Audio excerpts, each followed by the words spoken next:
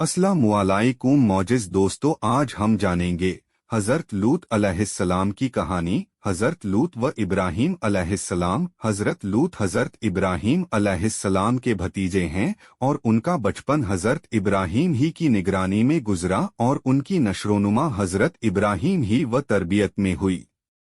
मिस्र से वापसी हज़रत लूत अलैहिस्सलाम और उनकी बीवी हज़रत इब्राहीम की हिजरत में हमेशा उनके साथ रहे हैं, और जब हज़रत इब्राहीम मिस्र में थे तो उस वक्त भी यह हमसफर थे। मिस्र से वापसी पर हज़रत इब्राहीम फ़लस्तीन में आबाद हुए और हज़रत लूत ने शर्क़े उर्दुन के इलाके में सुकूनत अख्तियार की। इस इलाके में दो मशहूर बस्तियां सदूम और आमूरा थीं। कौमे लूत हज़रत लूत अलैहिस्सलाम ने जब शर्क़े उर्दुन ट्रांस जॉर्डन के इलाके में सदूम आकर क़ियाम किया तो देखा कि यहाँ बाशिंदे ख्वाहिश और मासीतों में इतने पड़े हुए हैं कि दुनिया में कोई बुराई ऐसी न थी जो उनमें मौजूद न हो।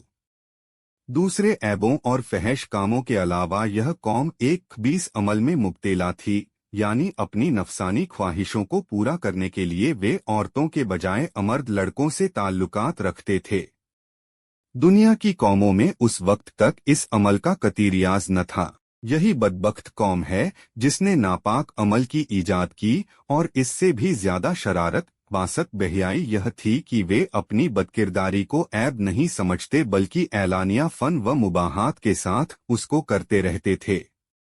और याद करो लूत का वाक़िया जब उसने अपनी कौम से कहा, क्या तुम ऐसे फहश काम में लगे हुए हो जिसको दुनिया में तुमसे पहले किसी ने नहीं किया, यह कि बेशक तुम औरतों के बजाय अपनी शहवत को मर्दों से पूरी करते हो, यकीनन तुम हद से गुजरने वाले हो।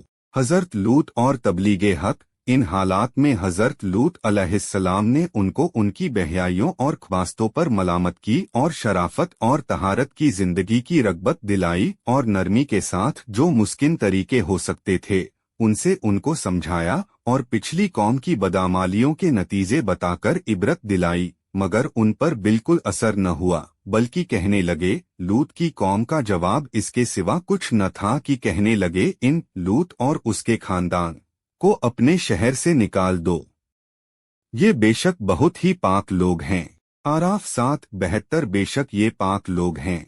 कौमे लूत का यह मजाकिया जुमला था, गोया हज़रत लूत अलैहिस्सलाम और उनके खानदान पर तंज करते और उनका ठट्ठा उड़ाते थे कि बड़े पाकबाज हैं, इनका हमारी बस्ती में क्या काम, या मेहरबान नसीहत करने वाले की मेहरबान नसीहत से गैज़ व गज़ब में आकर कहते थे कि अगर हम नापाक और बेहया हैं और वे बड़े पाकबाज हैं तो इनका हमारी बस्ती से क्या वास्ता, इनको यहाँ से निकालो। हज़रत लूत अलैहिस्सलाम ने फिर एक बार भरी महफिल में उनको नसीहत की और फरमाया, तुमको इतना भी एहसास नहीं रहा है कि यह समझ सको कि मर्दों के साथ बेहयाई का ताल्लुक, लूटमार और इसी किस्म की बदअखलाकियां बहुत बुरे आमाल हैं। तुम यह सब कुछ करते हो और भरी महफिलों और मजलिसों में करते हो, और शर्मिंदा होने के बजाय बाद में उनका जिक्र इस तरह करते हो कि गोया ये कारे नुमाया हैं जो तुमने अंजाम दिए हैं।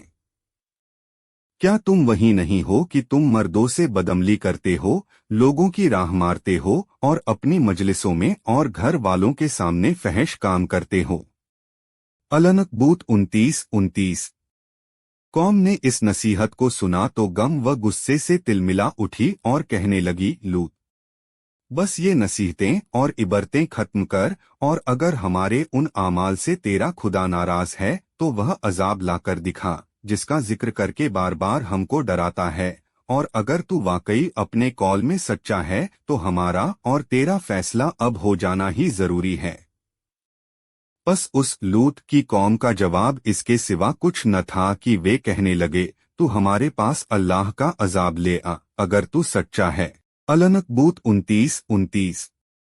हज़रत इब्राहीम और अल्लाह के फरिश्ते। इधर यह हो रहा था और दूसरी तरफ हज़रत इब्राहीम अलैहिस्सलाम के साथ यह वाक़िया पेश आया कि हज़रत इब्राहीम जंगल में सैर कर रहे थे। उन्होंने देखा कि 3 लोग खड़े हैं। हज़रत इब्राहीम अलैहिस्सलाम बड़े मुतवाज़े और मेहमान नवाज थे और हमेशा उनका दस्तरख्वान मेहमानों के लिए फैला रहता था।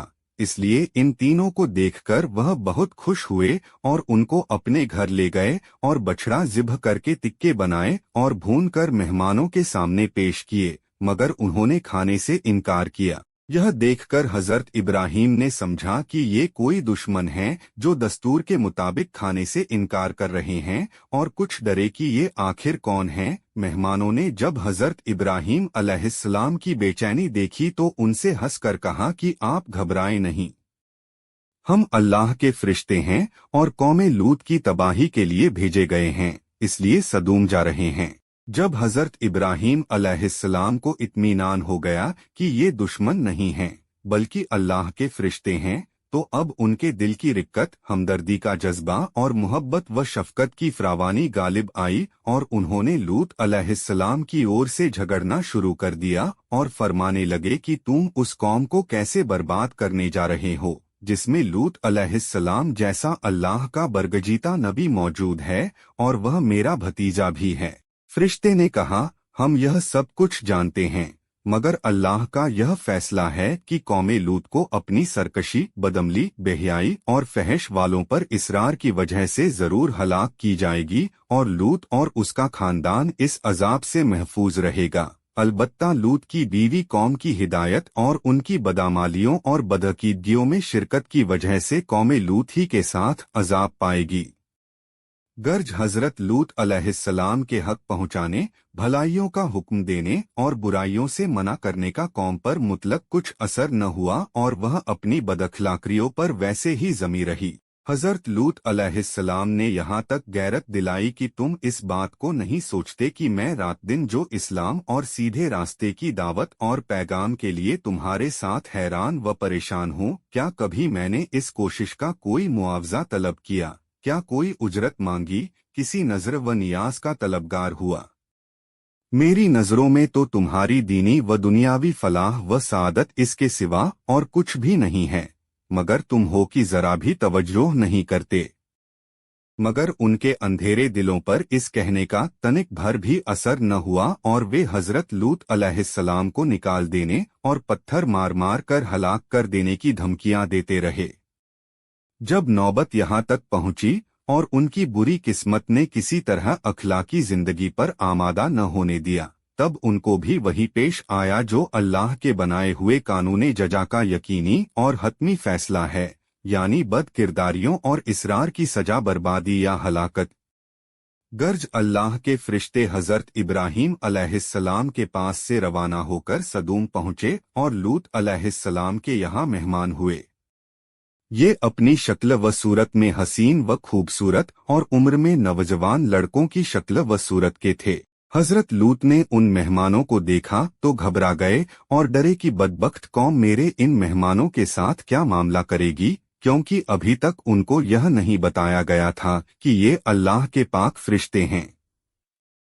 अभी हजरत लूत अलैहिस्सलाम इस हैस-बैस में थे कि कौम को खबर लग गई और लूत अलैहिस्सलाम के मकान पर चढ़ाए और मुतालबा करने लगे कि तुम इसको हमारे हवाले करो। हजरत लूत ने बहुत समझाया और कहा, क्या तुम में कोई भी सलीमुल फिरत इंसान नहीं है कि वह इंसानियत को बरते और हक को समझे? तुम क्यों इस लानत में गिरफ्तार हो और नफसानी ख्वाहिश पूरी करने के लिए फितरी तरीका छोड़कर और हलाल तरीकों से औरतों को जीवन साथी बनाने की जगह इस मलून बेहयाई पर उतर आए हो?